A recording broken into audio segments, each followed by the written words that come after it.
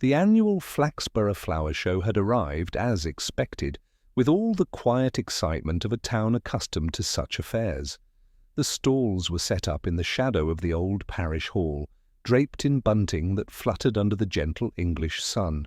There was little to distinguish this year from the others, save for the passing of time that seemed to make everything slightly smaller, quieter, less enthusiastic. But for the residents of Flaxborough, this was an event, a rare escape from the monotony of rural life. Inspector Purbright, in his usual grey suit and black tie, wandered among the flower arrangements, his eyes scanning more the faces than the petals. His presence was as unobtrusive as ever.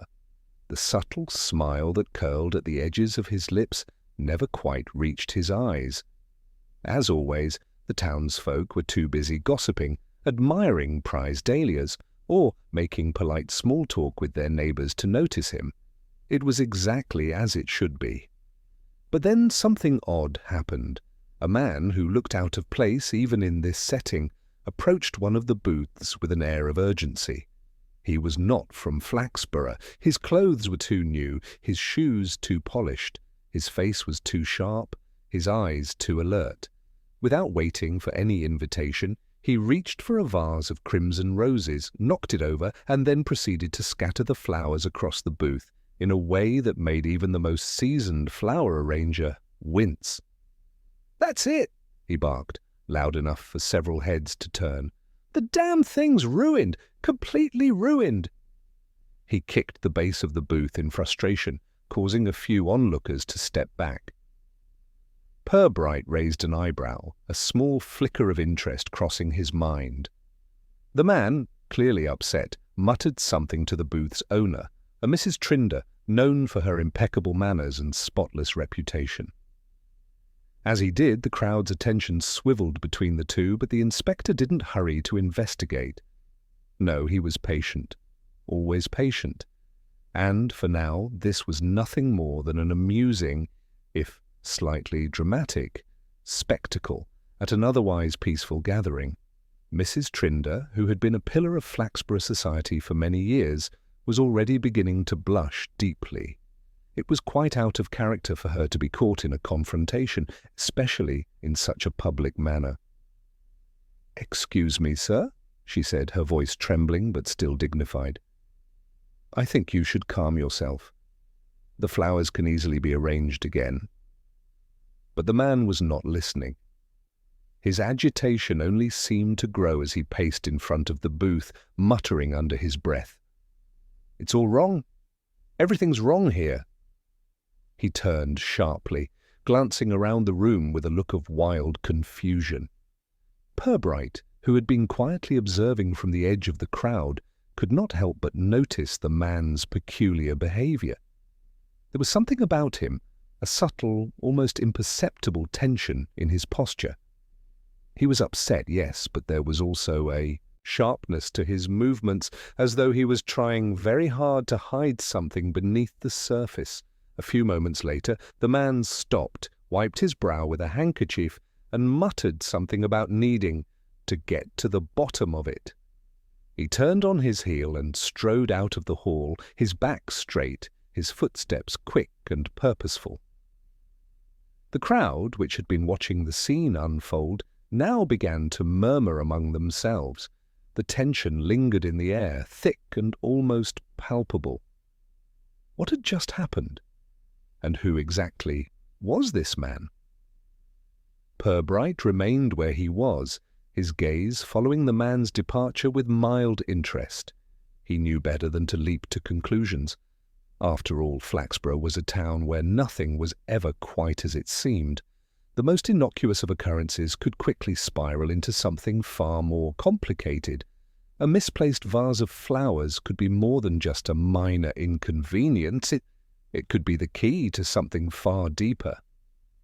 A moment later, Mrs. Trinder approached him, her face flushed with embarrassment, but her composure mostly intact. "Inspector Purbright," she began, her voice still shaking, "I do hope this won't be the subject of gossip. The man, he's from out of town, I believe. I don't know who he was, but he seemed so agitated." "Not at all, Mrs. Trinder," Purbright said calmly, his voice low and measured. "It's nothing more than a misunderstanding. I'm sure you'll have your flowers arranged in no time." He gave her a reassuring smile, but his mind was already elsewhere. There was something in the man's eyes that had caught his attention, something familiar, yet unsettling. It was the sort of thing that, once seen, couldn't easily be forgotten. As the show continued, Purbright wandered to the back of the hall, his thoughts slowly turning over the strange interruption. Mrs. Trinder would no doubt be distracted by the minor incident for the rest of the day, but Purbright had already made up his mind. The man had left more than just a trail of scattered flowers behind him. There was something far more peculiar to this interruption than anyone had yet realized. The true question wasn't about the flowers at all. It was about why someone would be so agitated, so intent on making a scene in such a quiet, unremarkable town, and more importantly, what he might be hiding. Purbright wandered for a while, taking in the faint buzz of the flower show around him, the polite clink of teacups and soft murmurs of conversation.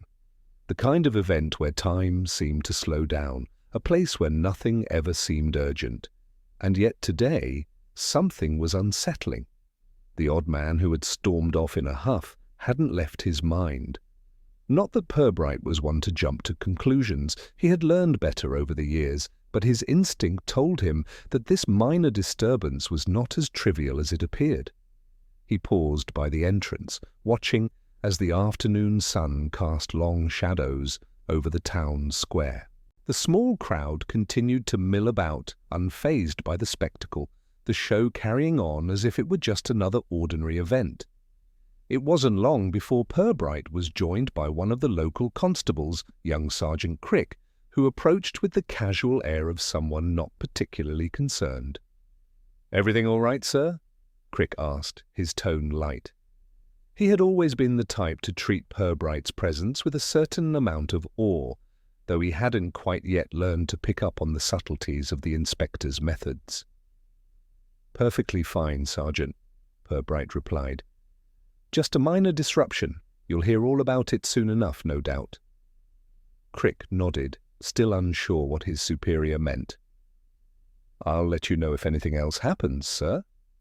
Purbright made a non-committal gesture and turned back to the hall. He wasn't in the mood for idle chatter. His thoughts were elsewhere.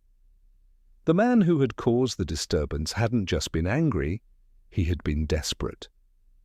It was a rare thing, that kind of panic. It was something Purbright had encountered before, under far more dire circumstances. The question remained, however, what was he desperate about? He decided to take a slow walk around the perimeter of the hall, surveying the area where the man had stormed off. The alley behind the building was quiet, save for the rustling of the wind in the trees. There were a few discarded teacups and plates on a bench, remnants of the earlier refreshments. Nothing unusual. And yet something tugged at him. The man had left in such a hurry. Had he dropped something? Purbright's eyes scanned the ground, but there was nothing immediately noticeable.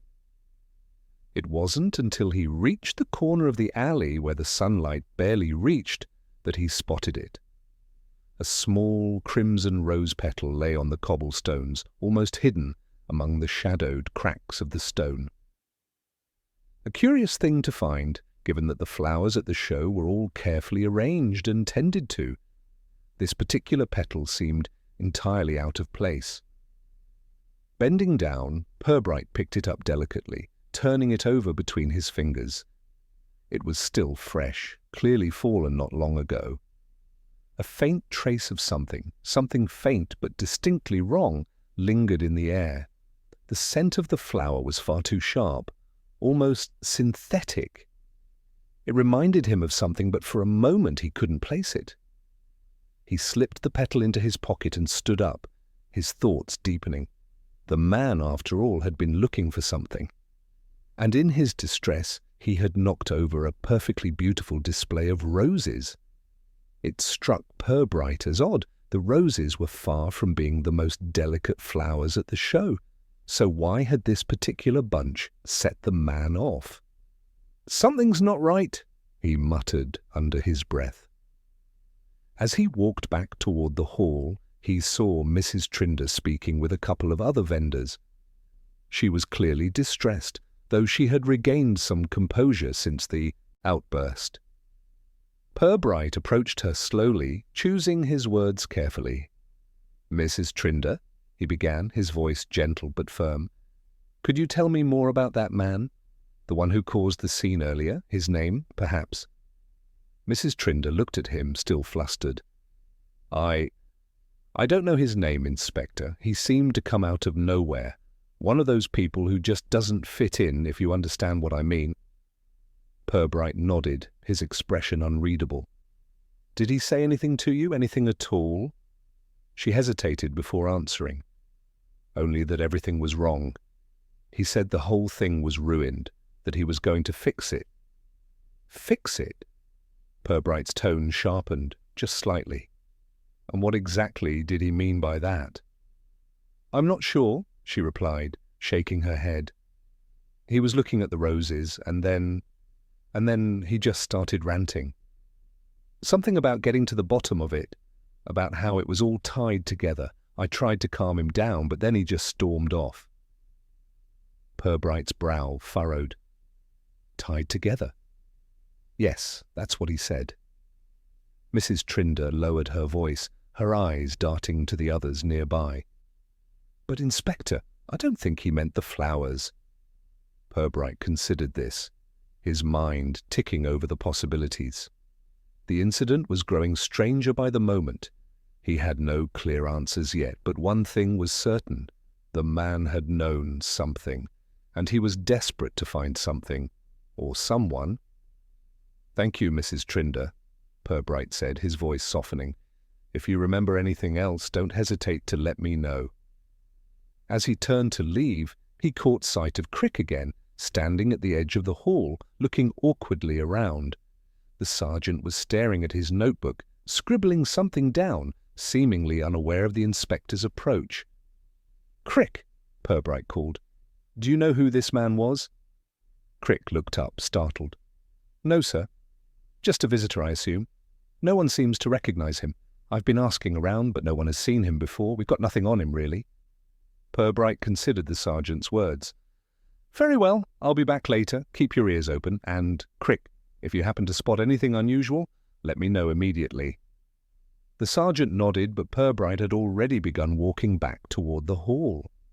Something told him that the key to this whole incident lay beyond just a simple outburst. It was something larger, something buried in the town's shadows. The man who had caused the disturbance was just a piece of a far greater puzzle. The thought of that petal, still warm in his pocket, gnawed at him. Whatever this was, it was only just beginning. The next morning, Flaxborough had returned to its usual sleepy rhythm. The sun shone lazily across the town, casting long shadows over the cobblestone streets. The flowers from yesterday's show, though rearranged and tidied up, still lingered in the scent of the town square. The hum of the town's daily routine filled the air once more, and people moved about, going about their business, as if nothing out of the ordinary had happened. But Inspector Purbright knew better. His mind was still preoccupied with the strange disturbance at the flower show. He had spent the night going over every detail in his mind, the man's agitated behavior, the strange words he had uttered about getting to the bottom of it, and that odd, lone petal he had found in the alley, still carefully tucked into his pocket. There was something about it that didn't sit right with him. It was too deliberate, too staged, perhaps. A clue meant to be found, not an accident. Purbright found himself standing in front of the town's modest post office. He had reason to believe there was more to this incident than he could see at first glance, and the best way to start was with the details. He pushed the door open and stepped inside. The small bell above the door jingled lightly, announcing his arrival. "Morning, Inspector," Mrs. Penrose, the postmistress, called out from behind the counter. She was a tall woman with a sharp nose and even sharper eyes. If anyone in Flaxborough knew anything, it would be Mrs. Penrose. She had a way of hearing things, of absorbing the rhythm of the town through her network of correspondents and customers. "Morning, Mrs. Penrose," Purbright said, tipping his hat. "I wonder if you've seen a man come through here yesterday, roughly in his 40s, dark suit, a bit agitated." She paused for a moment, her fingers briefly halting the motion of sorting the letters in front of her. "I did, actually. Came in just before noon. Didn't speak to me directly, but he did ask the postman, Mr. Kettle, about directions. Very curt, very urgent-like. Mr. Kettle mentioned he seemed upset about something. Not surprising, given the events yesterday." Purbright raised an eyebrow, a small spark of interest flaring within him. "What did he ask Mr. Kettle?" "Nothing specific, but something about needing to get somewhere quickly." Mr. Kettle wasn't quite sure where, but it was south, down towards the edge of the town. "Did you notice anything odd about him? Anything peculiar?" Mrs. Penrose thought for a moment, her gaze flicking to the window as though she could still see the man. "Not much more than what you'd expect. He was well dressed, yes, but there was a tightness in his posture, as if he was afraid of being seen. And he kept checking the time, more than once. Not a normal sort of man for Flaxborough." Purbright nodded slowly, his mind turning over the fragments of the conversation.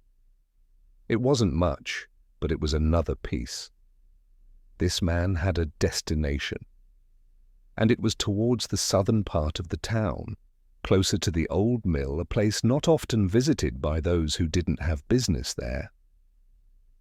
"Thank you, Mrs. Penrose," Purbright said, his tone quiet but appreciative. "I think that will be all for now." He stepped out of the post office and back into the bright morning air.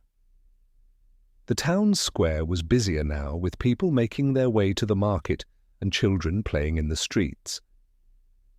Purbright's gaze swept over them as he walked, but his thoughts were elsewhere. The southern part of town, the area near the old mill. It was an odd place for someone to be heading, especially someone so seemingly out of place. His steps took him down a narrow road that led away from the square. The houses here were older, the roads less tidy. It wasn't a particularly well-kept area of Flaxborough, but it was still part of the town. The further he walked, the quieter it became. The gentle chatter of the market grew distant, and soon he was left with only the soft sound of his shoes on the cobblestones and the distant murmur of the breeze. He approached the old mill, its silhouette towering against the sky. It had been out of use for years, its once bustling machinery now gathering dust. The windows were boarded up, and the stonework of the building was cracked and weathered. There were few signs of life around it, save for the occasional cat darting across the yard or a few local children daring each other to peek inside. But there was something here. Something about the way the man had been heading in this direction that made Purbright pause. The more he thought about it, the more it seemed to fit. The mill was a forgotten part of Flaxborough, but that didn't mean it lacked significance. In fact, it might have been the perfect place for someone to hide. Purbright rounded the corner of the mill and found himself on a narrow path that led toward the small canal that ran beside it. The water, though still, carried with it a sense of quiet isolation. As he walked further, his eyes scanned the ground, the bushes, the trees, anything that might have been disturbed. And then he saw it, a small, folded piece of paper caught in the underbrush. He knelt down and picked it up, unfurling it with careful hands. The paper was creased, and old, as if it had been there for some time. The writing on it was sparse, but legible. "Meet me at dawn. The rose will guide you." Purbright stared at the note, a chill creeping up his spine. The rose. He thought back to the crimson petal he had found the day before, still tucked safely in his pocket. He had known there was something more to that flower than met the eye. Now, it seemed, he was beginning to understand why. The pieces were slowly falling into place, but this was only the beginning. The game was afoot, and Purbright knew he was closer than ever to uncovering the truth behind the strange, unsettling events that had started with a single, disrupted flower show. There were more questions now than answers, and the town of Flaxborough, quiet and unassuming as it appeared, was hiding far more than anyone could imagine. The road ahead would be a long one, but Purbright was ready. The truth would come to light, but only when the time was right. For now he had a new lead, and he intended to follow it wherever it might take him. The note, now tucked securely in his coat pocket, weighed heavily on Purbright's mind as he walked away from the old mill. The words, "The rose will guide you," repeated in his thoughts, mingling with the image of the crimson petal from yesterday. It all seemed too deliberate, too neat. Someone was trying to send a message disguised in symbols and half-truths, but what did it all mean? Purbright's steps grew more deliberate as he made his way back toward the town, each movement drawing him closer to an answer, though the solution remained elusive. Flaxborough had always been a town where secrets lingered just below the surface, but this felt different. There was something more sinister at play, a hidden network of motives and players whose roles had yet to be revealed. He reached the town square and noticed a few more residents were now milling about, carrying on with their daily routines. A group of women chatted near the baker's stall, while the town's butcher waved to a passing neighbor. Nothing seemed out of the ordinary, yet everything felt off. The tension in the air was palpable, though it was invisible to the casual observer. Purbright's thoughts returned to the man from the flower show, his name still unknown, his motives unclear, but the direction of his movements pointed towards something more significant than a simple outburst. What was it he was looking for? And why had he been so focused on the roses? Was it just a coincidence, or did it tie into something larger? The more questions that arose, the more tangled the web became. But Purbright knew he couldn't rush. He had to take it one step at a time. He made his way to the local constable's office, where he found Sergeant Crick hunched over a desk, studying a collection of papers with an intensity that suggested he was deep in thought. Purbright cleared his throat softly, and the sergeant looked up, his face breaking into a smile of recognition. "Good morning, sir," Crick said, standing up quickly. "Anything I can do for you?" Purbright nodded, taking a seat. "I need you to do something for me, Crick. A bit of digging. You know the man who caused the ruckus at the flower show? I need to know everything about him. Names, addresses, anything, and see if anyone else in town might have seen him yesterday. His behavior was peculiar, and I've got a feeling this is more than just an outburst." Crick paused, looking thoughtful. "I've asked around a bit, sir. No one seems to know who he is. The vendors didn't recognize him, and he didn't exactly seem the type to be familiar with Flaxborough, but I'll look into it. You think he's connected to the mill?" Purbright didn't answer immediately. He had been to the mill, of course, but the idea that the stranger could be connected to that isolated place troubled him. "It's a possibility. Just follow up on any leads you can. And keep your ear to the ground. I have a feeling that the town's quiet days might be numbered." Crick nodded, determination settling on his face. "Understood, sir?" As Purbright left the office, He glanced over his shoulder to see the sergeant already pulling out his notebook, jotting down notes with a new sense of urgency. It was good to have Crick on his side, young, eager and willing to follow through on anything the inspector asked. But it was still early. The pieces of this puzzle were scattered, and Purbright knew better than to trust a single lead. The sky had begun to cloud over, a subtle shift in the weather that added a sense of foreboding to the day.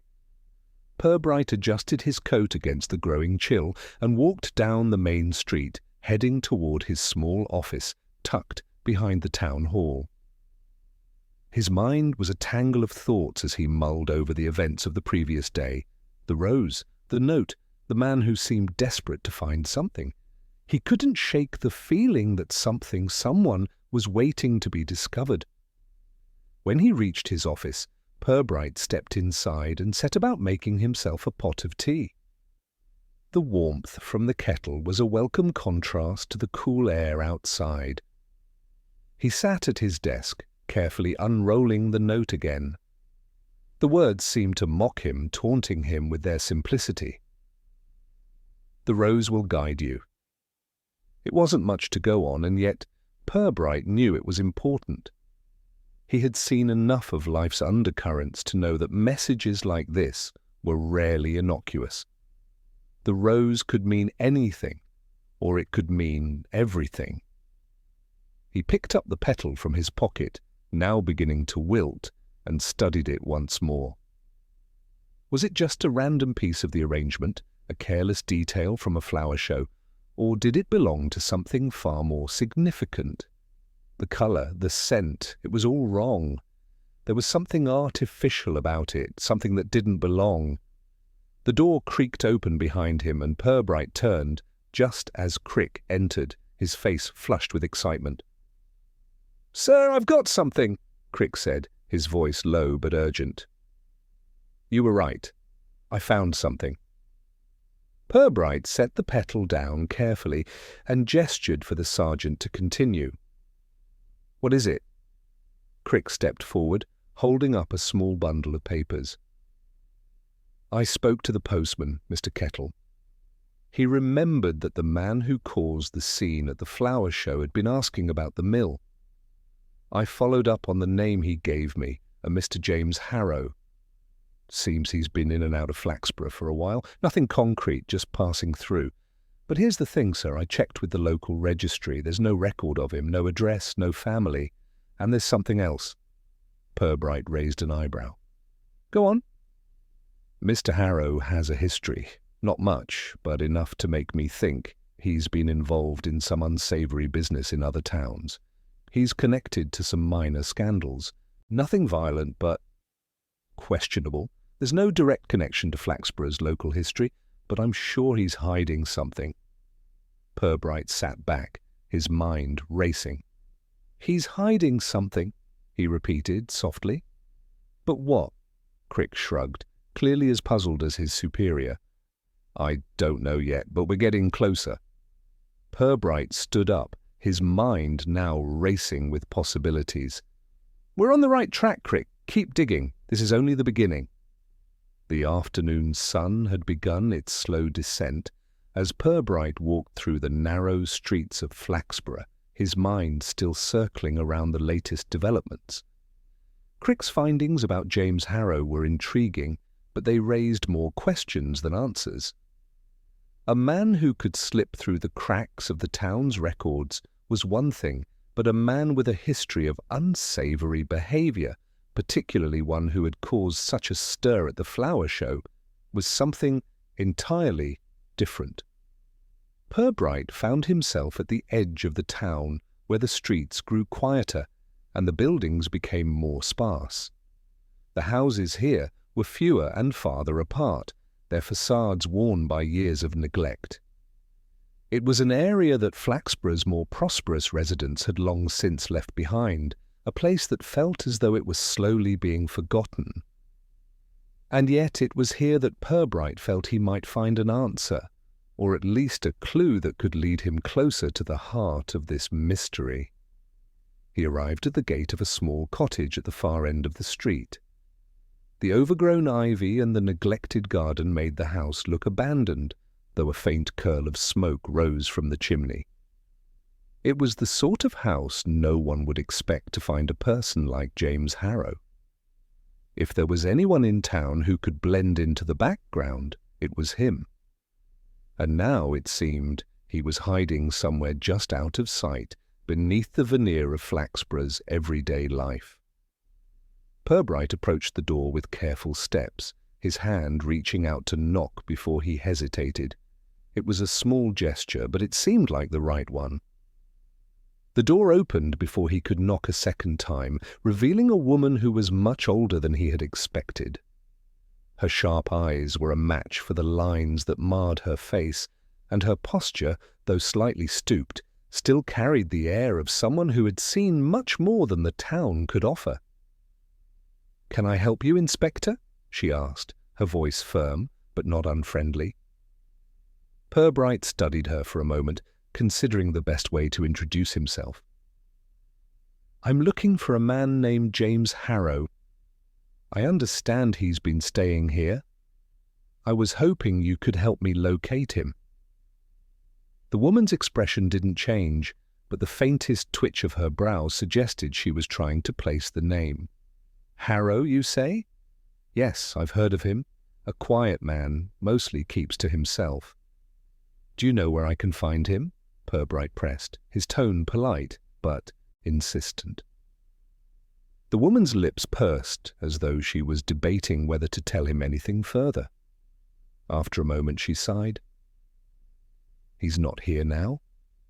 Left early this morning, said he was heading out to the far side of town.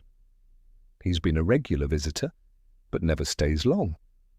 Always seems in a hurry, always seems to be running from something." Purbright took a step forward, intrigued. "Running from something? Did he ever tell you anything about his past? Where he's from?" She shook her head slowly. "No, Inspector. He never spoke of his past, just comes and goes. Not much for conversation. But there was one thing that always seemed odd." "What's that?" Purbright asked, leaning in slightly. The woman lowered her voice, as if to ensure no one else could overhear. "He always carried a rose with him, no matter where he went. A single crimson rose, always in his hand or tucked into his coat. I thought it was strange. It wasn't like any of the flowers he had in the garden here.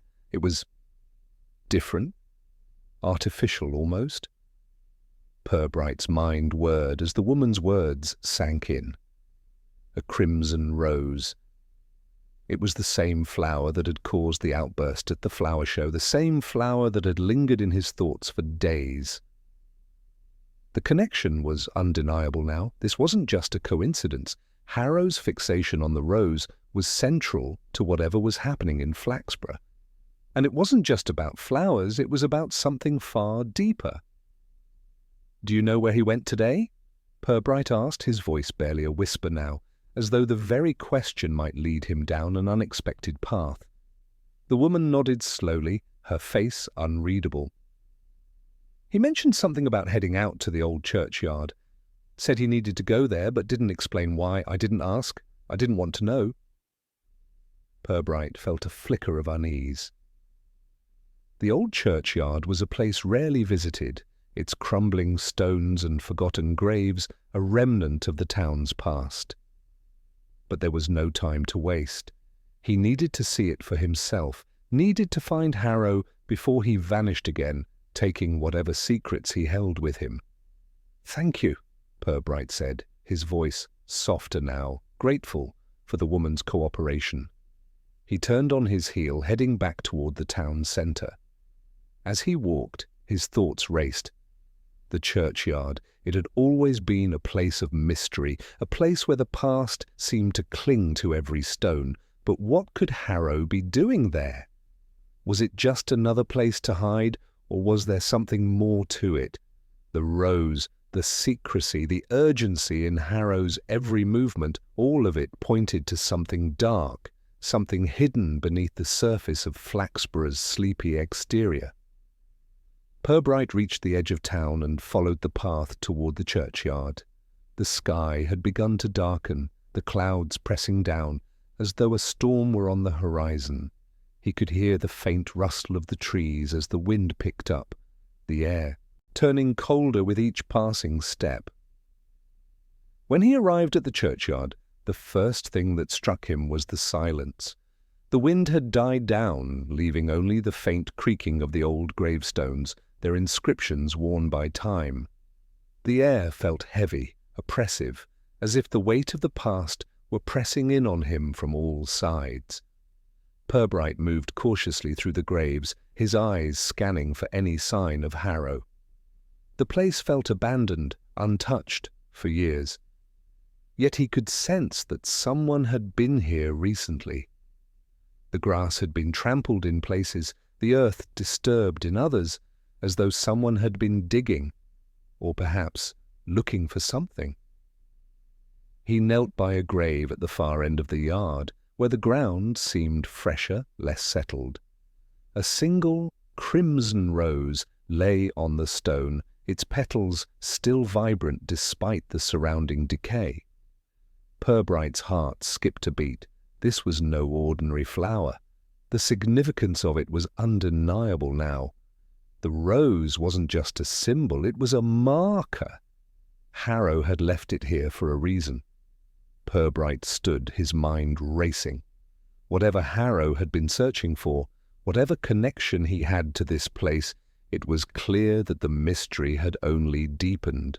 Flaxborough's quiet streets were hiding something far darker, something Purbright was determined to uncover. And he knew now that it was only a matter of time before the truth would finally come to light. As he turned to leave, a figure appeared at the far end of the churchyard, moving toward him. It was Harrow. Purbright's breath caught in his throat as the figure approached. Harrow, the man who had eluded him, who had been at the center of everything, was finally here.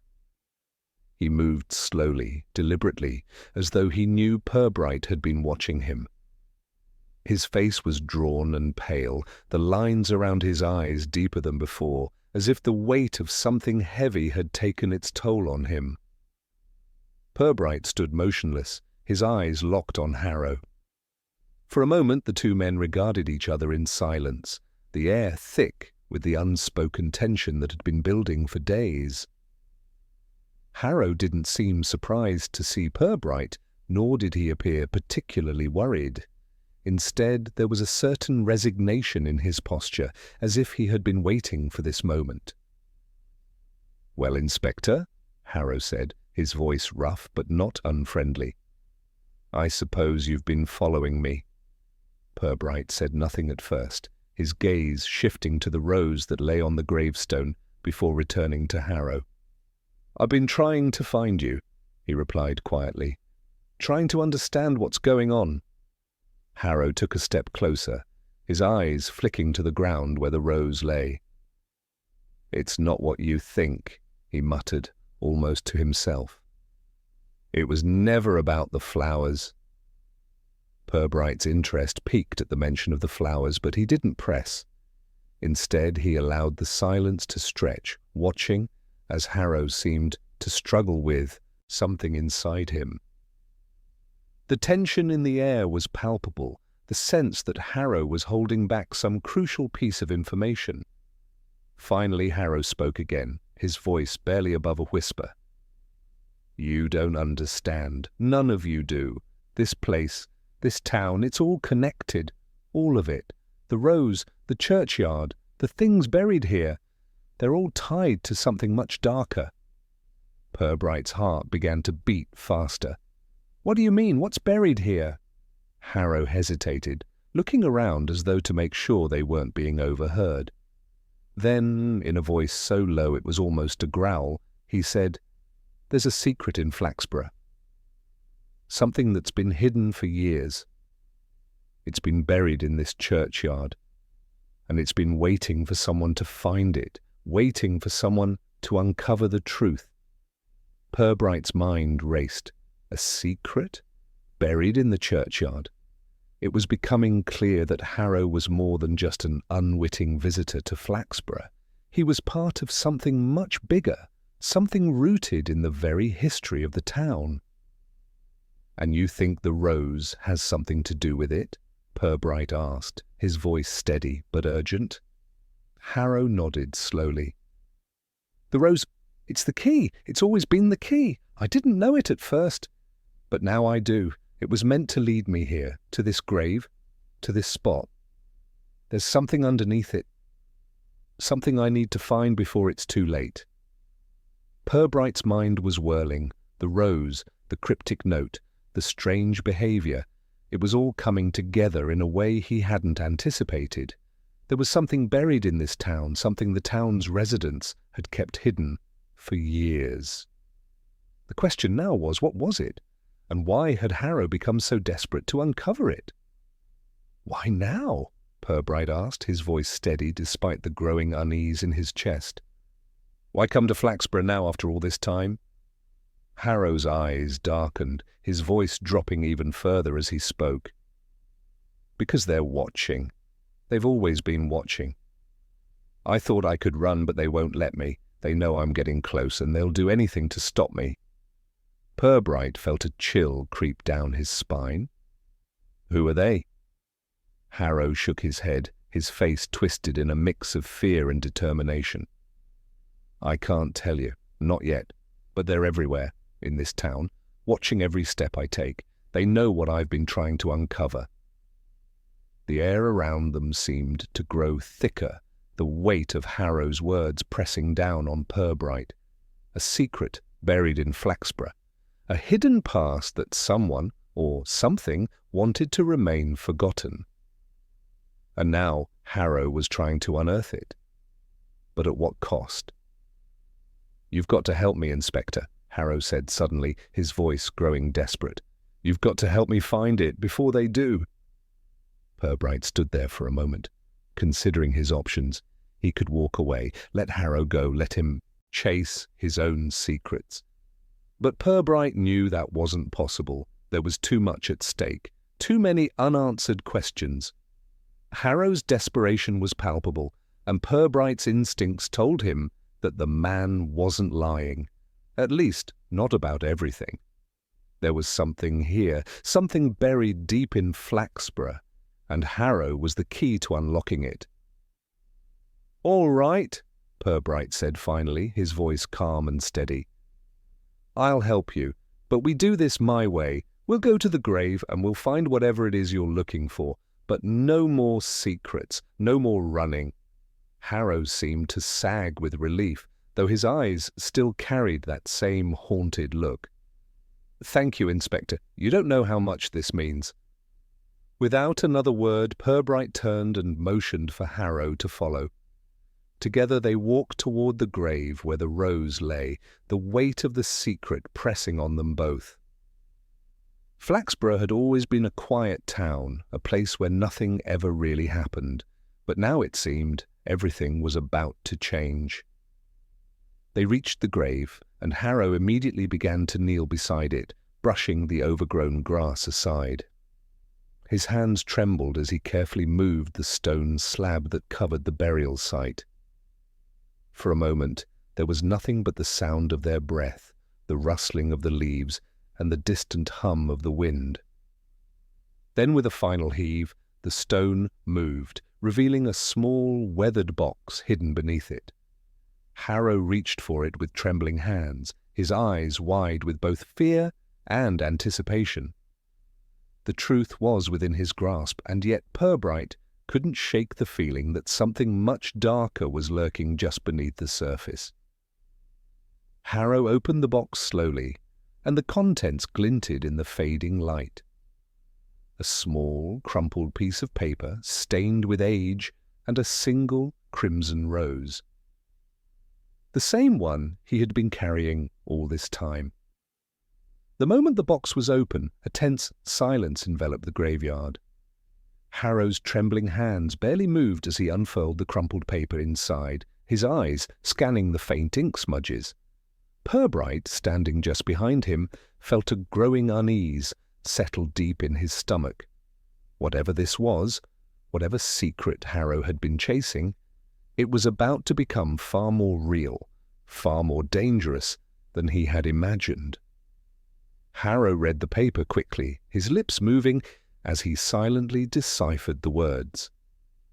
The grim expression on his face hardened, his gaze lifting slowly to meet Purbright's. There was a coldness to his eyes now, a depth of understanding that Purbright had not seen before. "It's here," Harrow said quietly, his voice low and rough. "It's all in here. What we've been looking for, what I've been running from all this time. The answers, the truth. It's all buried beneath Flaxborough." Purbright remained silent, watching the man carefully. He had known there was more to this town's past than met the eye, but the way Harrow spoke now suggested that the stakes were far higher than just a small-town mystery. There was something far darker hidden in the fabric of Flaxborough, something that stretched beyond time, beyond the quaint streets and familiar faces. "What does it say?" Purbright asked finally, his voice steady, despite the growing tension in the air. Harrow's fingers tightened around the paper as he scanned the words again. "It's a map of the town, but not the Flaxborough, you know. The one that was here before, the one buried beneath it all. There's something underneath this town, something buried in the old chapel. The rose. It's not just a symbol, it's a marker." Purbright leaned forward, his curiosity piqued. "A marker for what?" Harrow's gaze shifted toward the churchyard, his expression darkening. "For the vault that's hidden under the chapel. It's where they stored everything. Secrets, treasures, things people didn't want anyone to find. They thought it was lost, but it's still there, waiting." The weight of Harrow's words settled over Purbright like a heavy fog. A hidden vault? Something beneath Flaxborough itself, a secret long buried beneath the chapel? It sounded like something out of a history book, a relic of an age long past. But the urgency in Harrow's voice, the conviction in his words, told Purbright that this wasn't just folklore or an old legend. Whatever had been hidden in that vault had been waiting for someone to uncover it, and now that someone was Harrow. Purbright took a deep breath, trying to steady himself. The pieces were finally starting to come together. The outburst at the flower show, the strange behavior, the secret note, the crimson rose, it was all part of something much larger. But what had Harrow discovered that made him so desperate to find this vault? What was in that box, in the chapel, that had driven him to the edge? "How do you know all this?" Purbright asked, his voice quieter now, though the tension in the air was palpable. "Why is it so important?" Harrow looked away, his expression hardening once again. He took a step back from the grave as though distancing himself from the secret they were about to uncover.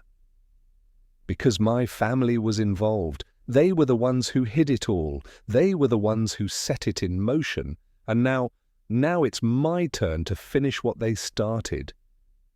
Purbright felt a chill ripple through him. The notion of family involvement, of something so deeply buried in the town's past, was beginning to feel less like a mystery and more like a warning. Whatever Harrow's family had done, whatever had been locked away beneath the chapel, it was clearly more than just a relic of the past. It was something that had never truly been forgotten, only buried deep in the collective memory of the town. Harrow turned toward the chapel, his eyes narrowing as though he could already see the vault beneath the earth. "There's a ritual, you know," he continued, his voice barely above a whisper. "A way to unlock it, a way to open the vault. That's why the rose was always with me. It's part of the key." "The rose! It's part of the ritual?" Purbright asked, his mind racing to catch up. It was all too surreal, too tangled in symbols and half-hidden truths. Harrow nodded. Not just the rose, the petal, the way it's placed, the timing. It all has to align. I thought it was just superstition at first, but now I see it. Everything points to the chapel. Everything points to this moment. The vault, what's inside, could change everything. The truth about Flaxborough, the truth about my family. It all ends here.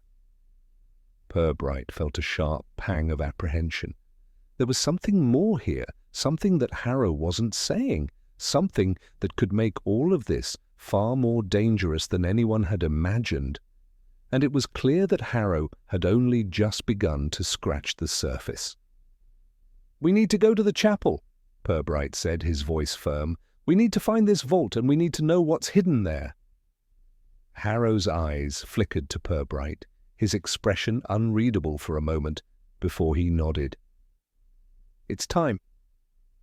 The two men began their walk toward the chapel, their footsteps echoing against the quiet of the graveyard. As they passed through the old iron gate and moved toward the crumbling structure of the chapel, Purbright couldn't shake the feeling that they were walking straight into the heart of something much darker than they realized. The chapel loomed ahead, its silhouette stark against the fading light of the evening sky. The stone walls, weathered by centuries of neglect, seemed to whisper of secrets long buried. Purbright could feel the weight of history pressing down on him, the very air thick with the knowledge of what had come before. When they reached the chapel door, Harrow paused, taking a deep breath before pushing it open. The sound of the hinges creaked in the silence, and the darkness beyond seemed to swallow them whole. Inside, the air was cool, the scent of old wood and stone mingling with the dampness of years of disuse. "This is it," Harrow whispered, his voice barely audible in the dim light. Purbright stepped forward, his eyes scanning the space. The chapel was empty, save for the scattered remnants of what had once been a place of worship. Broken pews, cracked stained glass windows, and the remnants of faded tapestries lined the walls. Harrow moved toward the altar, his eyes fixed on a particular spot in the stone floor. He knelt, running his fingers along the cracks in the ancient stone, as if searching for something hidden beneath. "It's here," he said softly, his voice reverent. "The vault, it's right under us." Purbright watched as Harrow's fingers found a narrow seam in the stone. With a grunt of effort, Harrow pressed down on it, and slowly the stone began to shift. A low rumble echoed in the chapel as the floor began to move, revealing a dark, narrow opening beneath. Without a word, Harrow descended into the darkness, and Purbright followed, his heart racing. They had crossed the threshold now, and whatever lay beneath Flaxborough, whatever secret had been hidden for so long, was about to be revealed. As Purbright descended into the darkened opening beneath the chapel, his breath felt heavier in the stale air, the sense of anticipation thickening with each step. The walls of the narrow passage were cold to the touch, the stones smooth and worn from centuries of neglect. The faint scent of earth and decay clung to the damp, oppressive atmosphere. Every step took them deeper into the bowels of Flaxborough's forgotten past, and with it a growing sense of unease gnawed at Purbright's gut. Harrow, now ahead of him, moved with a determined urgency, his face illuminated only by the dim light of a flickering lantern. His shadow stretched across the walls, twisting like some dark spectre. Purbright could sense the tension in his movements, the desperation in his grip on the lantern. This wasn't just about a vault or a secret anymore. Harrow was running from something or someone, and whatever was hidden in this place was the only thing keeping him from being caught. The path before them narrowed further, and the air grew colder still. Purbright's feet shuffled against the loose stones and earth, his thoughts racing. What was so important that it had to be buried here under the chapel? And what was it that Harrow's family had hidden so carefully, passed down through the generations?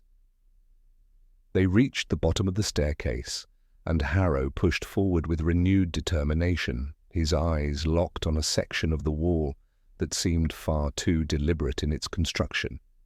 It was an archway, partially hidden by thick layers of dust and cobwebs, but the stones around it were arranged with a strange symmetry that felt entirely out of place compared to the surrounding walls.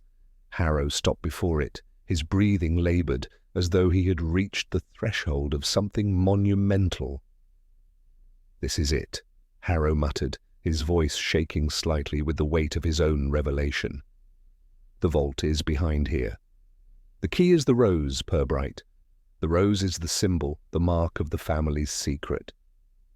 Purbright, his instincts now fully engaged, studied the archway. "How do you know this is the right place?"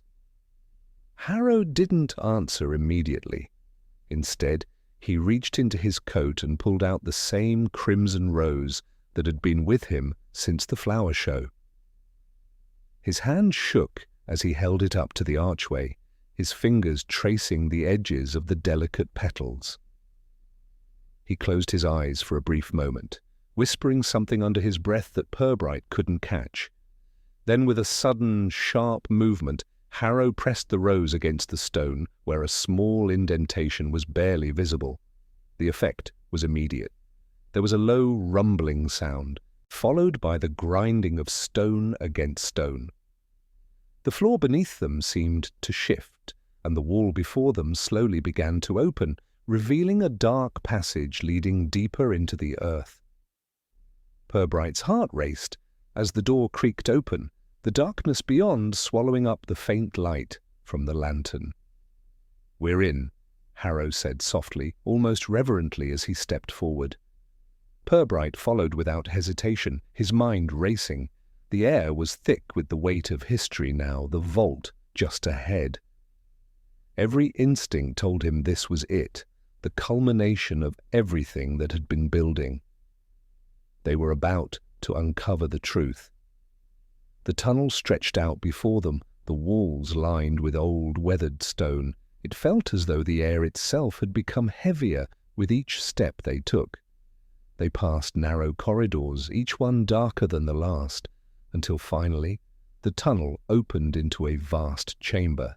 The floor was littered with centuries-old debris, bits of broken pottery, shards of glass, and remnants of what had once been objects of value, now lost to time. At the far end of the room, illuminated by the flickering light of the lantern, stood a large stone pedestal. Resting atop it was an ornate chest, covered in dust and cobwebs, but unmistakably out of place in the desolation of the room. Harrow's eyes were fixed on it, a look of awe and fear crossing his face as he stepped forward. "This is it," he breathed, his voice barely above a whisper. "The family vault, everything they tried to keep hidden, it's all in there." Purbright approached cautiously, his gaze moving from the chest to Harrow. The man was almost trembling now, his fingers trembling, as he reached for the chest's heavy lid. The vault had been hidden for so long, buried beneath layers of secrecy and time. Whatever it contained was bound to have repercussions, not just for Harrow's family, but for the entire town of Flaxborough. As Harrow slowly lifted the lid, a thick cloud of dust billowed out from the chest, momentarily obscuring their vision. For a moment, there was nothing but the sound of their breathing, the stillness of the chamber pressing in around them. Then, as the dust settled, Purbright could see what was inside. The chest contained a single object, a large, weathered book, its cover adorned with strange, intricate symbols that Purbright had never seen before. The pages were yellowed with age, and the leather was cracked and worn, but it was unmistakable. This was what Harrow had been searching for. This was the key to the town's darkest secret. Harrow's hands shook as he reached for the book, lifting it carefully from the chest. His eyes gleamed with something that Purbright couldn't quite place: fear, excitement, and something darker. This wasn't just about uncovering a secret anymore. Harrow was desperate, as though this book held not just the answers, but something much more personal. Purbright watched silently as Harrow opened the book, the pages creaking with age as he flipped through them. His eyes darted back and forth, scanning the text with an intensity that suggested he had been waiting for this moment his entire life. "Do you understand what it says?" Purbright asked quietly, though he had a feeling he already knew the answer. Harrow didn't answer at first. He just stared at the pages, his face a mix of disbelief and recognition. "It's all here, Purbright. All of it. The story of my family. The reason they hid everything. The reason they buried it beneath the town." Purbright stepped forward, his gaze fixed on the book. "What's the story, Harrow? What are you looking for?" Harrow's eyes lifted from the pages, his expression hardening. "It's the legacy of my family. They made a pact generations ago to bury the truth, to hide what they had done. And now I see what it all meant." Before Purbright could ask more, a sudden noise echoed from the darkened tunnel behind them, a low, ominous creak that seemed to reverberate through the chamber. Harrow's eyes shot toward the entrance, his expression turning to one of dread. "They're here," Harrow whispered, the fear in his voice unmistakable. Purbright's instincts kicked in. Someone else had followed them, someone who had been waiting for this moment, just like Harrow. The vault was no longer just a secret, it had become a battlefield, and the truth inside was more dangerous than either of them could have imagined. The creaking sound grew louder, echoing through the chamber as Harrow's expression twisted into something between panic and determination. He slammed the book shut with a force that made the dust rise once more, the faint thud reverberating in the stone walls. He looked at Purbright, his eyes wide with a mixture of dread and urgency. "They're not far," Harrow whispered, his voice thin with fear. "You don't understand. They've always known. They've been waiting for this moment." Purbright's heart skipped a beat. Whoever they were close, and they were ready to act. The air around them seemed to tighten, the silence of the vault turning suffocating. He turned to Harrow, his mind racing. There was no time to hesitate now. They had to act, and fast. "Who are they, Harrow?" Purbright asked sharply, his voice steady despite the growing unease in his chest. "Who's coming for us?" Harrow's face twisted in a grimace as he gripped the book tighter, as though it were the only thing anchoring him to reality. "My family's legacy. There are those who've been sworn to protect it. They've been hiding in plain sight, in this town, watching everything, and now that we've found the vault, they'll stop at nothing to make sure it stays buried." The weight of Harrow's words hit Purbright like a physical blow. This wasn't just about uncovering an old secret.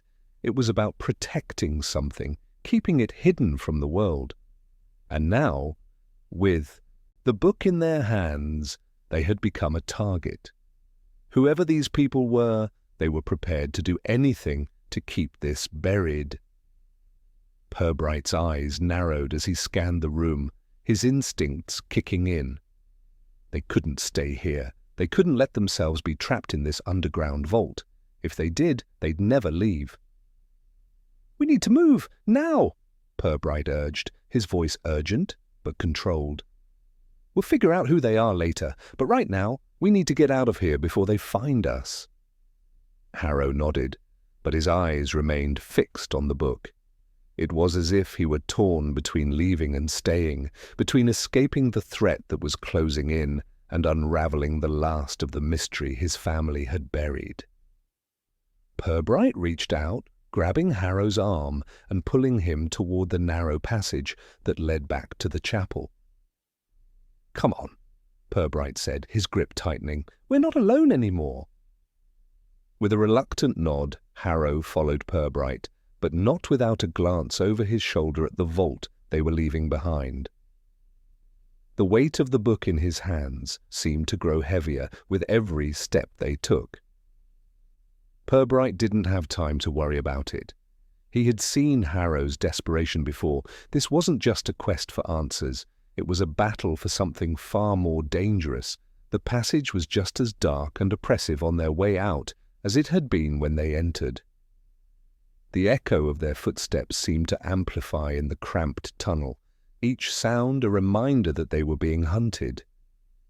They reached the chapel's entrance and burst through the door, back into the relative safety of the night air. Purbright paused for a moment at the threshold, his eyes scanning the area.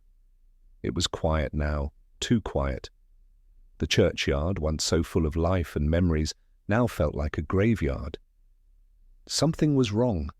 They weren't alone.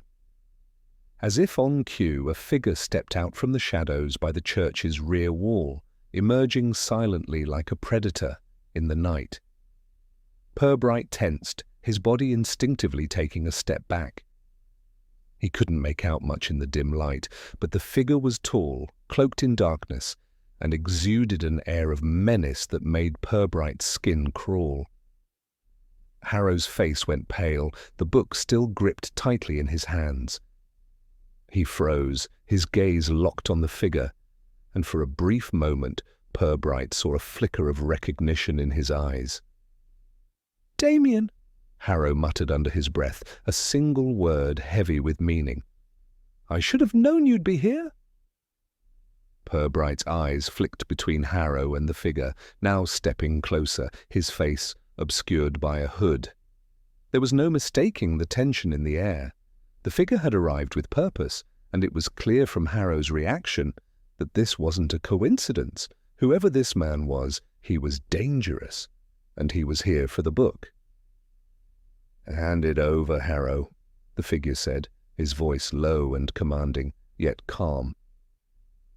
"You know why I'm here." Harrow took a step back, the book still clutched tightly to his chest. "I won't let you take it. Not after all these years. It's my family's legacy. It's mine." The figure chuckled darkly, his voice like gravel scraping against stone. "You think you can protect it? You think you can keep this secret forever? Your family's made mistakes, Harrow. I'm just here to make sure those mistakes stay buried." Purbright didn't need any more clues to know that the situation was deteriorating rapidly. The man wasn't here to talk. He was here to take whatever Harrow had, by force, if necessary. And Purbright wasn't going to let that happen. With quick reflexes, Purbright reached for the lantern, swinging it toward the figure with the intent of blinding him. The sudden movement caught the man off guard, and he staggered back, temporarily blinded by the light. "Run!" Purbright barked at Harrow. Harrow didn't need to be told twice. Without looking back, he bolted into the night, the book still clutched in his hands. Purbright followed suit, his heart pounding in his chest as he sprinted after Harrow. They had to escape. The figure was still recovering, but Purbright knew it was only a matter of time before he regrouped. They were being hunted, and if they didn't move quickly, they wouldn't make it out of Flaxborough alive. They raced down the overgrown path leading away from the chapel, the sound of their footsteps echoing into the night. The figure's voice, low and menacing, echoed after them. "You can't outrun me, Harrow. You can't outrun your family's sins. You'll never escape." Purbright's pulse quickened. The chase had begun, and the truth about Flaxborough, about Harrow's family, was about to unravel faster than either of them could have predicted. The sound of their hurried footsteps echoed through the narrow, winding streets as Purbright and Harrow fled, the cold night air rushing past them. Behind them, the distant shouts of the figure, still recovering from the blinding lantern light, grew fainter. But Purbright knew it wouldn't be long before their pursuer caught up. The town, despite its sleepy facade, was a maze of alleys and hidden passages, a labyrinth, just like the secrets it held. Harrow's breath came in ragged gasps, his pace unsteady as he clutched the book tightly to his chest. His eyes darted nervously over his shoulder, his mind racing, but it was clear he was not fully in control of his movements. The desperation in his expression was unmistakable. He had been running from something far bigger than himself, something that had been chasing him his whole life. Now it seemed it was closing in. "Where are we going?" Purbright asked, his voice sharp but calm, the only constant in a world that had suddenly spiraled out of control. "We can't keep running blindly, Harrow." Harrow didn't answer right away. His eyes were wide, his mind clearly still, processing the events unfolding around him. "The river," he finally muttered. "We have to get to the river. It's the only way out. They won't follow us there." Purbright's instincts told him to question the idea. The river? It seemed too simple, too easy, but there was no time to argue. They had to make a decision, and they had to make it fast. If they stayed on the streets, they would be trapped. The figure would eventually catch up to them. "All right," Purbright said, his tone clipped. "The river it is, but we're not going in blind. We need to stick to the shadows and keep quiet. We can't risk being seen." They turned sharply down another narrow alley, the houses closing in around them like silent witnesses to the chaos unfolding. The night seemed to have swallowed them whole, the only sound now the thudding of their footsteps and their ragged breathing. The moon hung overhead, a faint sliver in the sky, offering no more light than the lantern they had left behind. They moved quickly, ducking behind a pile of discarded crates and slipping through an iron gate into the quiet streets that led to the riverbank. The area was far less populated than the town centre, with only the occasional flicker of a lamp casting a brief, unsteady light across the cobblestones. Purbright's eyes scanned the shadows, but they seemed empty. No sign of pursuit, not yet. Harrow didn't slow, his eyes fixed on the distant curve of the river. The way he moved was purposeful, almost instinctive, as though he knew this path well. And Purbright couldn't help but wonder, had Harrow been here before? Had he planned this escape for years? Or was this all part of a desperate last-minute scramble? They reached the river's edge, the water flowing silently beneath the old stone bridge. Harrow paused for a moment, looking down at the dark water, his breath coming in shallow gasps. He was clearly conflicted, torn between the urgency of the moment and the weight of what he was carrying. The book, the family's legacy. It was the reason they were running, the reason they had to hide. "We can't just keep running," Purbright said quietly, his voice low but firm. He placed a hand on Harrow's shoulder, steadying him. "We need to face this. Whatever's been chasing you, it's not just going to go away. We have to confront it." Harrow's face twisted in pain, the flickering lantern light casting shadows across his features. "I don't know if I can, Purbright. I've spent my whole life trying to run from this, from what they've done. I thought I could keep it buried, but now it's all coming for me." Purbright studied him for a moment, weighing his options. He could sense the depth of Harrow's fear, the toll this chase had taken on him, but he also knew that they couldn't run forever. The truth, whatever it was out there, and it was closing in. "We'll face it together," Purbright said, his voice steady, unwavering. "But not here, not now. We need to keep moving." Harrow looked up, his eyes filled with a mixture of gratitude and disbelief. For a moment, it seemed as if the weight of the situation was too much for him to bear. But then, slowly, he nodded, his resolve hardening. He turned away from the river and headed toward the small, hidden boat dock further down the bank. The wooden planks creaked underfoot as he made his way to a narrow rowboat tied to a rusted post. "We'll take the boat," Harrow said, his voice a bit more steady now. though still laced with the tension of what was to come. "It's the only way to get out of town without being seen. We can go downstream, head to the next town. From there, we'll figure out what to do." Purbright didn't argue. There was no time. They had to leave Flaxborough, at least for now. Whatever was waiting for them, whatever had been chasing Harrow and his family, would find them sooner or later. But for tonight, they had an opportunity to escape. And Purbright wasn't about to let it slip away. They pushed the boat out into the river, the water gliding beneath them like liquid glass. The night was thick with shadows, the town of Flaxborough slowly receding into the distance. The only sound now was the gentle ripple of the river against the boat and the distant hoot of an owl. Harrow picked up the oars and began to row, his movements quick but deliberate.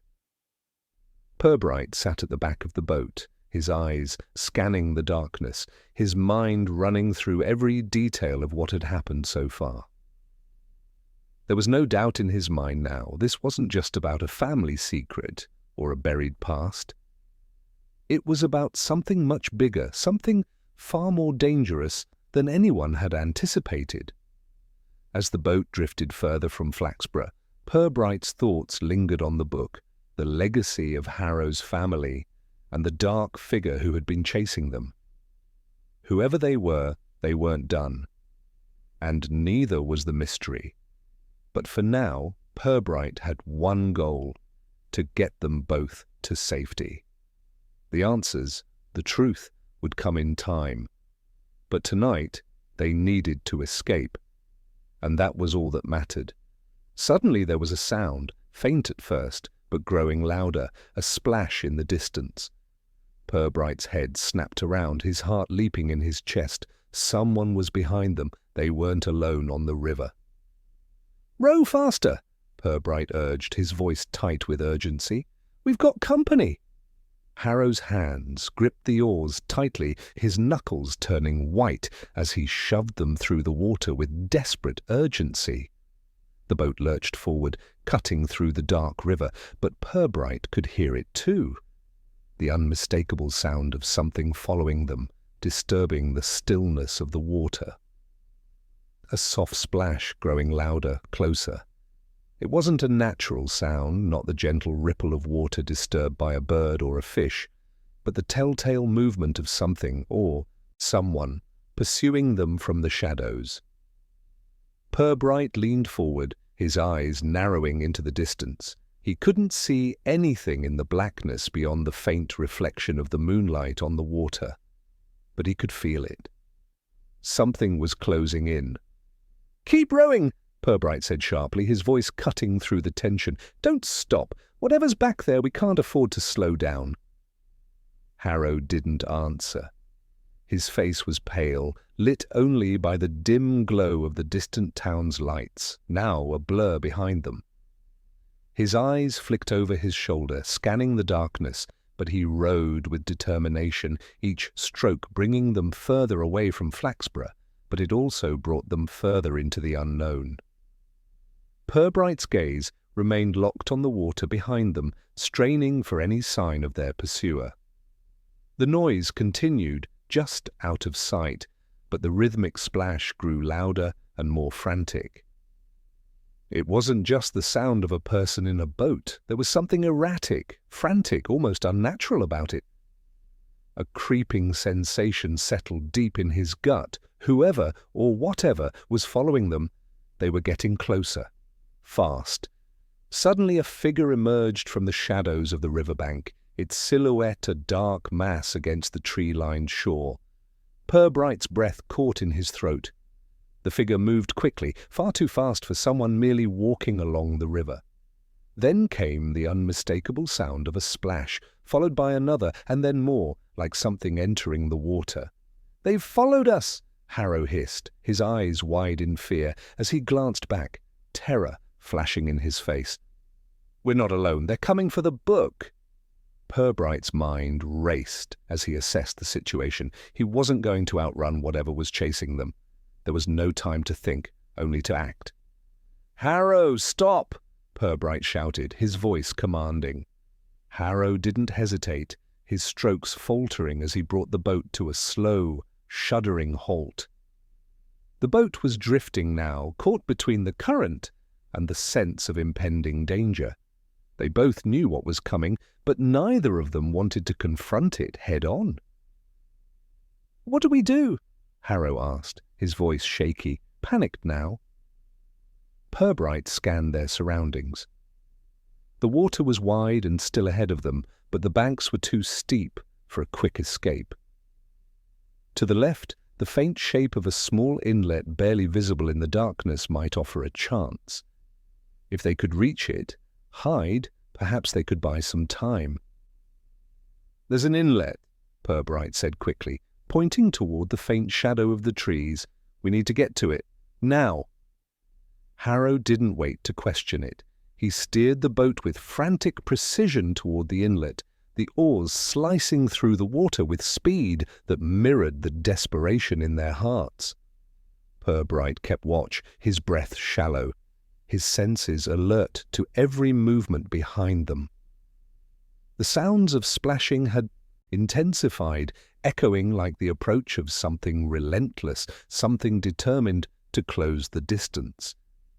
As they neared the inlet, a rush of cold air swept over them, the night growing even darker in the absence of the moon's light. The trees ahead loomed like sentinels, shadows casting eerie shapes across the water. Harrow was now pushing the boat into the narrow passage between the trees, maneuvering them into the thickening underbrush that lined the bank. "Get ready," Purbright muttered, his hand instinctively reaching for the small revolver he kept in his coat pocket. "Stay low." The boat slipped silently into the narrow passage, its hull scraping against the hidden branches as they entered the shadows of the overhanging trees. The sounds from the river were muffled now, the eerie splashing growing more distant as the inlet swallowed them whole. Purbright held his breath, listening. The faint rustle of the trees above was the only sound he could hear for a few moments. But then, just as they drifted deeper into the darkness, the unmistakable sound of someone, something, pushing through the water behind them became clear again. Louder this time, closer. Harrow's breathing was ragged, his eyes flicking nervously between Purbright and the darkening river behind them. "They're right behind us," he whispered, the terror in his voice palpable. "We're not safe here." Purbright knew Harrow was right. The inlet offered no real protection, only a brief moment of concealment. They would be trapped soon if they didn't act. He looked around quickly, his mind working in overdrive. There had to be a way to throw off whoever, or whatever, was chasing them. They needed more time. Purbright's eyes landed on a thick cluster of reeds near the edge of the water. The reeds were dense enough to provide some cover, but they could also act as an obstacle for whoever was following them. They could hide there, at least momentarily, and perhaps create enough of a delay to regroup. "Get ready to push us in," Purbright said quietly, but firmly, his voice barely audible over the water's steady flow. "We'll hide in the reeds. It'll slow them down, but we need to move now." Harrow nodded, his expression grim but resigned. He pushed the boat forward once again, guiding it through the dark waters toward the thick cluster of reeds. The boat scraped softly as it slid into the undergrowth, the reeds parting slightly to allow them entry. They both crouched low, disappearing into the cover of the thick plant, their breathing quiet but frantic. For a few heartbeats there was nothing but the soft rustling of the water and the breeze through the trees. Then the unmistakable sound of splashing filled the air again, only this time it was much closer. Someone or something was right behind them. Purbright's eyes narrowed, and he instinctively reached for the lantern, trying to shield the flickering light from view. His grip tightened around the revolver, his body tensing as the splashes grew louder, drawing nearer, the figure, dark and formless in the distance, was coming closer. Purbright's mind raced. Whoever was chasing them wasn't human. The way they moved, the speed at which they crossed the water was unnatural. And yet they were too close now for Purbright to make out more than a silhouette. Then, just as the figure seemed to be right on top of them, a sudden burst of motion erupted from the water, a flash of white, unnatural, eerie, like the gleam of something metallic, flashed in the dim light, and Purbright's heart stilled. Whatever this thing was, it had found them. And now they were trapped. The figure, blurred and ominous, moved closer, its presence sending a chill through the already cold night. Purbright's breath caught in his throat as the metallic gleam he had seen a moment ago came into sharper focus. It wasn't just a shadow, it was something much more deliberate, something crafted, its glinting surface reflecting whatever faint light dared to reach the water. The thing was real, and it was coming for them. Harrow was frozen beside him, his wide eyes flicking from the shadowy form to Purbright, a mixture of dread and disbelief crossing his face. They were running out of time. The reeds rustled with every passing moment, each sound growing louder as the figure approached, moving unnaturally fast. Purbright could feel the weight of the moment pressing in on him. They couldn't stay hidden forever. They needed to move, to do something before whatever was out there reached them. His heart hammered in his chest, but his mind remained sharp, cutting through the panic like a razor. "Don't move," Purbright whispered harshly, keeping his voice low, barely audible as the figure neared. It was just a few meters away now, its outline clear against the river's dark backdrop. Purbright's hand tightened around the revolver's handle, his fingers cold against the metal. Whatever this was, it wasn't human. The speed, the precision, it wasn't natural. Suddenly the figure stopped. It stood there, unmoving, as though it had sensed their presence, waiting for them to make the next move. The silence stretched between them like a thick web, each second dragging on longer than the last. Purbright could see the faint reflection of moonlight on the surface of the water, the ripples now moving unnaturally fast toward the shore. The figure's silhouette was jagged, almost angular, the metallic sheen now more pronounced in the darkness. Its body, if that's what it was, shifted in jerky movements, like a marionette pulled by invisible strings. The more he watched, the more it became clear that this was no human pursuit.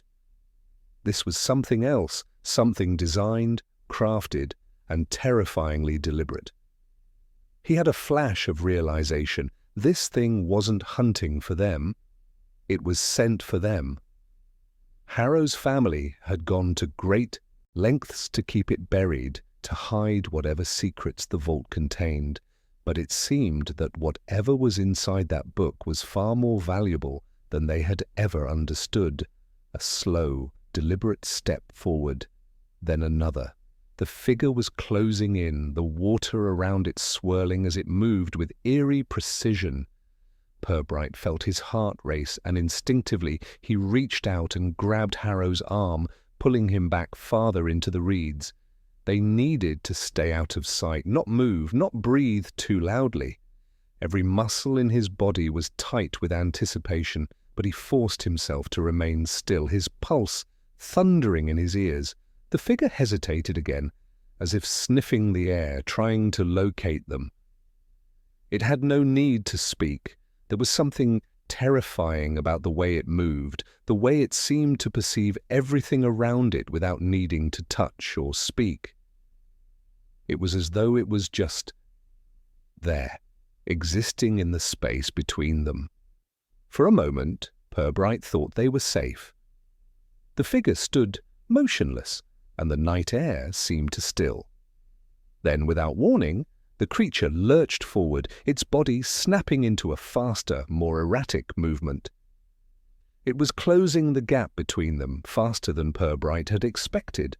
The reeds on the bank rustled violently as it surged toward them, its movements a blur of unnatural speed. Purbright's breath caught in his throat. "Get to the boat," he hissed, his voice a sharp command. The boat wasn't far, just a few more meters along the inlet, but the thing was moving far too fast. It wasn't just hunting, they were its prey. Purbright knew it, and now Harrow knew it too. The time for hesitation was over. With an almost animalistic instinct, Harrow shoved the boat away from the reeds, the small craft gliding silently into the deeper waters of the river. Purbright didn't wait. He pushed himself forward, using the last of his strength to propel the boat into the current. Behind them, the figure continued its pursuit, but they were moving. Harrow gripped the oars, his muscles straining with every pull as the boat surged forward, propelled by sheer fear. Purbright's mind raced as he scanned the river ahead. There had to be an escape route, a way to shake this thing to make sure it didn't catch them. The boat was small, but it was fast. He just needed to get them out of reach, out of the creature's unnatural pursuit. Another splash broke through the night, and Purbright's heart skipped a beat. The thing had jumped into the river. It was swimming toward them, faster than anything humanly possible. "Row faster, Harrow!" Purbright's voice was almost a shout, but it was drowned by the relentless splashing behind them. "Don't look back! Keep rowing!" The boat rocketed through the water, the current fighting against them, the splashes of the creature's pursuit echoing in the distance. The figure was close now, far too close. Purbright could feel the tension in the air, the weight of the thing closing in. There was nowhere to go, no place to hide. Just as it seemed the creature would catch up, Purbright heard a loud crack from behind them. Something large and heavy had broken through the reeds and into the open water. The creature was close enough now that he could hear the strange, wet, rasping sound it made as it moved through the water. Purbright glanced back, and for a moment, everything froze. The thing was almost on top of them. Its eyes, if they could be called eyes, were glowing faintly in the dark, reflecting the moonlight. Its body was a grotesque amalgamation of metal and flesh, its movements jerky and unnatural. And it was fast, too fast. Then suddenly the boat lurched as a wave of water splashed over the side, throwing Purbright off balance. Harrow cursed, trying to steady the oars, but the boat veered wildly. The creature was close enough now to touch the side of the boat, its metallic hand reaching for them. Purbright grabbed the nearest object, one of the loose oars, and swung it with all his strength. It connected with something solid, and the creature recoiled, hissing like an animal struck. "Row! Row now!" Purbright shouted, his voice hoarse. They were almost there, just a little further, just a little more. Harrow's hands were shaking as he rowed, his eyes locked on the shore ahead. But the sound of the creature's pursuit, the wet rasp of its movements, never stopped. It was right there, right behind them. They were still running, still trying to escape. But Purbright knew one thing. It wasn't over yet. The town of Flaxborough was slipping away behind them, but the secrets buried within it were catching up fast.